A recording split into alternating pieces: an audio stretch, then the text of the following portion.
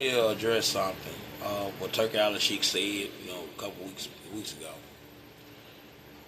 He looked at the heavyweight division, and he pretty much said, "Well, I feel like the heavyweight division is better off, being having a black champion." And a lot of people went around and got mad when he said that. Okay. Now it's hard to talk about boxing without talking about race. It's damn near impossible. Alright? It's damn near impossible. I'm not racist, I'm just being honest. But Turki Sheik pretty much said that, it was better with a black champion. He's actually being right, because a lot of black champions in the history between the 60s and all the way up to now, it was marketable. And since they don't have a marketable champion, no thing is whatever, they look at it like, well, man, it's going to be hard to sell tickets, and it's going to be this, it's going to be that. Now, let me tell you the real problem, what happened in the heavyweight division. I'm going to tell you the real problem. The real problem, what happened in the heavyweight division, was Anthony Joshua and Deontay Wilder lost. That's the real problem. When they lost their respective belts, and they lost against, common opponents, common white opponents, they lost their luster. And the thing was, it was supposed to be Anthony Joshua, Deontay Wilder, Wembley Stadium, undisputed, all the marbles, about 4 or 5 years ago. Or Anthony Joshua, Tyson Fury, all the marbles, undisputed, 3 years ago. I'm going to say this. On Anthony Joshua's behalf, it's not his fault. He was taking on his mandatory, which was Alexander Usyk. When he was the WBO mandatory, because Usyk came off the cruiserweight division. And he'll go medalist just like Anthony Joshua. They both came up at around the same time in the Olympics and shit like that. So Anthony Joshua was aware of who Usyk was. Tyson Fury and Deontay Wilder mocked Usyk. Oh, he too small to be in our division. Oh, he ain't shit. He ain't this, he ain't that. And those two fucked up the division. Fucked up undisputed. For so long, to the point that Usyk came along and said, okay, you know what? I'm going to do this shit since y'all won't do it. I'm going to be Anthony Joshua, and I'm going to be Tyson Fury, and I'm going to be undisputed. Usyk fucked up the bag for everybody. And that was supposed to be an Anthony Joshua do that. And one reason why I say that, because Deontay Wilder, I knew he couldn't box. I've been called coon. I've been called bum-ass dude, stupid-ass nigga. You don't know what you're talking about. You hating on Deontay Wilder. Man, you ain't shit. You don't know shit about boxing. You don't know this, you don't know that. When Deontay Wilder, I remember Deontay Wilder fought this dude, dropped him, and then I think Al Heyman and Shellerfinger did everything they could to wipe that drop off the internet, because thing is, it was a fighter that actually dropped dropped Deontay Wilder. Excuse me. Dropped Deontay Wilder, whatever, little short, 5'9" little dude, or whatever, that was in the heavyweight division. And he dropped him. So he got back up, you know what I'm saying, and Deontay Wilder got the nod, he beat him. But the real reason why I'm trying to say is this right here. When Deontay Wilder brought back Tyson Fury for that first fight, he should have left well enough alone. His ego and all his friends like the LDBC pretty much kept Man, you know you can beat this dude. Da, da, da. Because he knew he barely won that fight with them 2 knockdowns. He pretty much helped Tyson Fury out a lot in that first fight. You brought this man back from a cocaine binge. He blew up to 400 pounds, which is Tyson Fury. You let that man fight Swats and Wallin. No, which is what's his name? Oh yeah. Wallin or whatever like that. Wallin or whatever. And then those which is 2 tune-ups, and Tom Schwartz and Wallin. 2 tune-ups. And went in and fought you, and he was like half a camp. And he outboxed you for those 10 rounds until that 12th round knockdown. That 10th round knockdown and 12th round knockdown. And they rewarded Deontay Wilder a draw, and he kept his belt. At that period of time, Tyson Fury worked around and went to ESPN, $60 million deal, this and that, with 7 fights.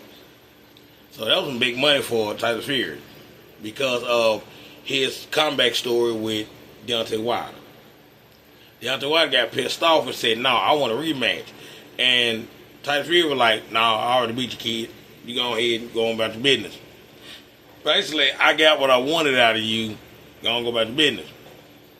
And he wanted that rematch so bad. Man, I got to prove myself to get this dude back and in the ring and da-da-da. Because he inherited the juice that you never had. You were so hell-bent into making what Anthony Joshua making, but you don't make what Anthony Joshua make. Anthony Joshua came off a gold medalist in the Olympics and beat was whooping motherfuckers' ass in Great Britain, especially Vladimir Klitschko. He retired Vladimir Klitschko. A fighter that your own manager Sheldon Finkel did not want you to fight. He said it. He said, when you 30 fights in, he said, leave Deontay Wilder alone. He is a baby fucking champion. He's still developing. He told Vladimir Klitschko that, and they both had the same fucking manager. And he said that shit all through social media. And I read the damn article too. I said, what the fuck? So,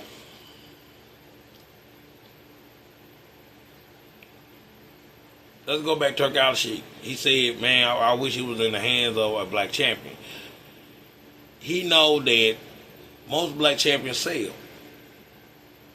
And 9 times out of 10, we sold because the history of boxing, all the way back to, we fucked up the game basically, all the way up to Jack Johnson. Jack Johnson was the first black heavyweight champion ever. The gold teeth, 6'1", big black dude. Say you fight back in the time of black people getting lynched and all kinds of shit. So he overcame the odds as far as bringing in the ushering the colored fighter. Okay, so he didn't just do it for black people. He did it for Hispanics and people that's non-white. So he fucked up the game for a lot of white fighters, but he also made boxing more marketable because he fucked around and set the barriers for he set the standards for a lot of other fighters or whatever. And later on, Muhammad Ali, Joe Foreman, Joe Frazier, Sonny Liston, everybody from the 50s all the way up. Joe Louis from the 40s all the way up.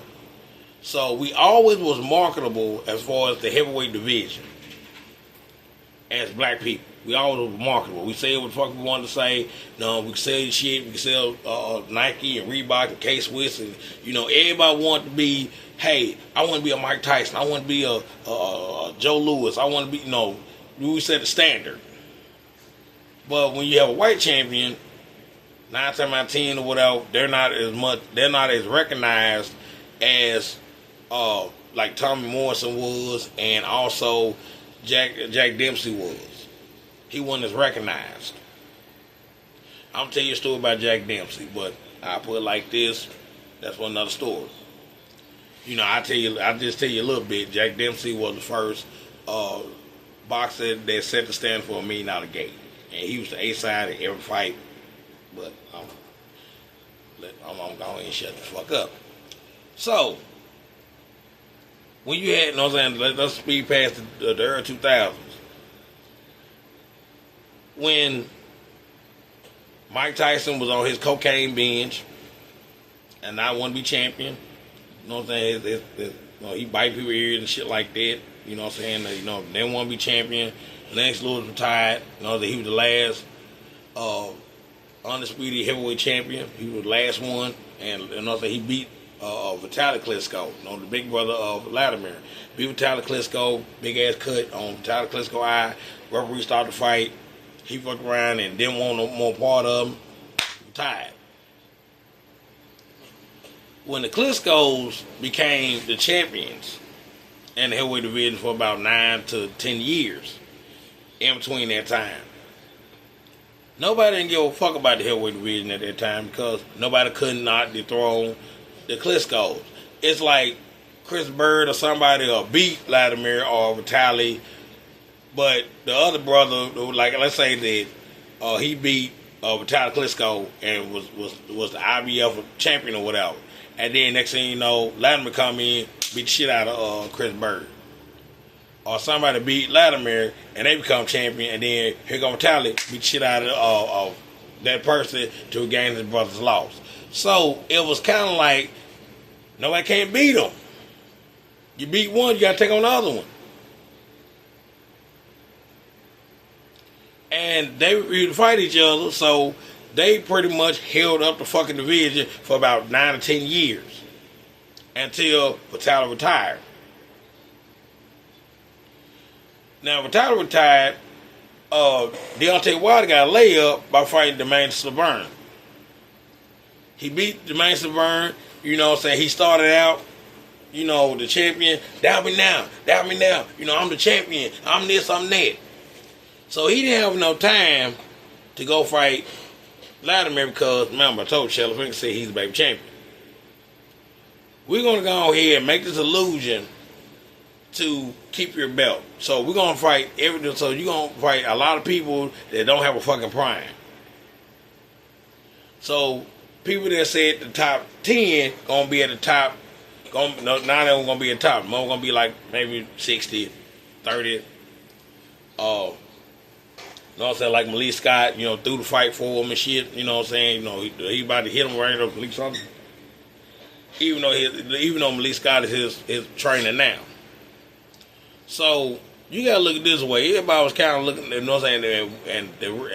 real boxing fans like myself and a lot of other people like, Bruce Vang and Julius Ring IQ. All of us was like,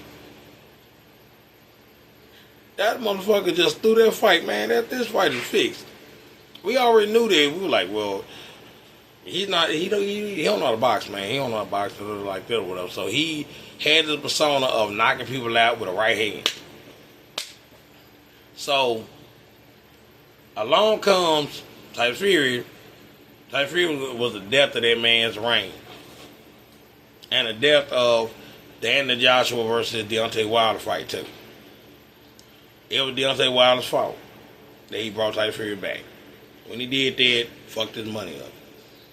He made a lot of money fighting Tyson Fury, but he didn't make as much money that he could have made fighting Anthony Joshua. That's why you don't have a black champion. And also, look at Anthony Joshua's thing. Anthony Joshua had to fight his mentor, which is Alexander Usyk. That's who the champion is now. Alexander Usyk fucked around and beat Anthony Joshua twice. He could regain his belt. Anthony Joshua had a nervous breakdown the second fight. My boy was mad.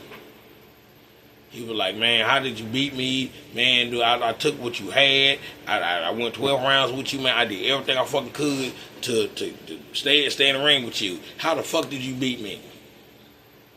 You know what I'm saying? So it was like, I think it was 7 rounds to 5 or whatever like that. They gave Usyk 7 rounds to Anthony Joshua 5 rounds. So he barely beat him. So Deontay Wilder was kind of laughing at Anthony Joshua because, man, you throw a temper tantrum, you do this, you do that. Motherfucker, you do the same shit. You did the same shit, but on social media. And y'all threw a temper tantrum because he's pissed off because he like, all that pressure was on him to win. And he blew it. And he's mad at himself. And he's mad at, how things went. And everybody, you're human. You're going to get mad. But Anthony Joshua did not fuck around and make no excuses. He was like, man, I'm going to go ahead and tell y'all about my life story. But he's the champion. Kudos to him. But remember, the reason why I got here, cause hey, I was, I was a troubled youth. I was about to go to jail. This and that. Boxing changed my life. This and that. And he said all this stuff. But he said, man, I'm proud to fight this guy. It was on to fighting this dude. He pretty much did control damage. He did damage control. In that interview, and he broke down. He was mad. Frustrated behind it. But, it happens. Deontay Wilder fucked around and act like a little kid and fucked around and blamed everything on blamed everything on his black trainer. Blamed everything on him. Because he knew Deontay Wilder was getting his ass whooped in the first round. And Deontay Wilder fucked around and blamed everything. The second fight and the 7th round. And that's one reason why we don't have a black champion. Because Deontay Wilder and Tyson Fury fucked up the bag. And Usyk came in and cleared all that shit up.